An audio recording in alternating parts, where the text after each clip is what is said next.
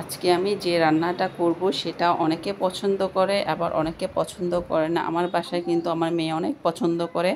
আসসালামু আলাইকুম, সবাই কেমন আছেন? আশা করি সবাই ভালো আছেন। আলহামদুলিল্লাহ, আমরাও ভালো আছি।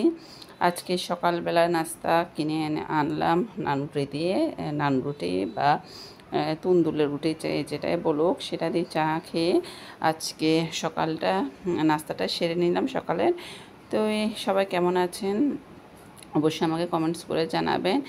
তো এটা গরুর কেউ বলে ফেসকা, কেউ বলে ফ্যাপসা, যে যেটাই বলুক, এটা যদি আমার মতো করে আপনারা রান্না করেন অনেক মজা হবে। আমার মতো করে রেসিপি যদি ফলো করেন আপনারা খুব মজা করে এটা গরু মাংসকে হার মানাবে যদি এভাবে রান্না করতে পারেন।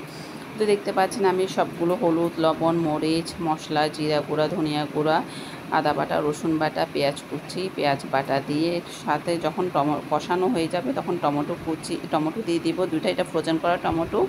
এর মধ্যে আমি ফুটন্ত গরম পানি দিয়ে দিব। এটা কিন্তু এভাবে রান্না করলে অনেক মজা হয়।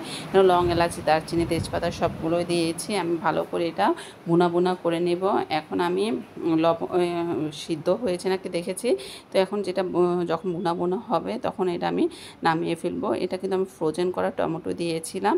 এটা অনেকে কিন্তু পছন্দ করে না, যাদের পছন্দ এইভাবে রান্না করে খেয়ে দেখবেন, অবশ্যই এটা ভালো লাগবে। আমার মতো রেসিপি যদি ফলো করবেন অবশ্যই আপনাদের কাছে এটা অনেক মজা লাগবে।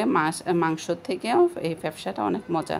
ওই তো এখানে আমি দুপুরে খাওয়া দাওয়া শেষ করে এখন বিকেলে লাচ্ছা সেমাই তৈরি করব।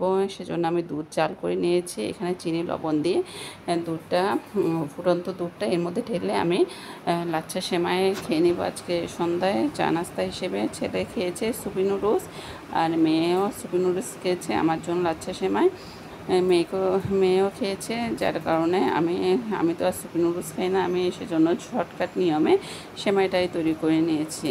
তো এই কেমন হয়েছে আজকে এই ব্লগটা অবশ্যই আমাকে কমেন্টস করে জানাবেন। আমার ভিডিওটা যদি ভালো লেগে থাকে অবশ্যই লাইক, কমেন্ট অ্যান্ড শেয়ার করতে ভুলবেন না। তো আজকে এই ছোটো একটা ব্লগ আপনাদের সাথে শেয়ার করেছি। আশা করি আজকের এই ব্লগটা আপনাদের ভালো লাগবে। সুস্থ থাকবেন, ভালো থাকবেন, আমাদের জন্য দোয়া করবেন।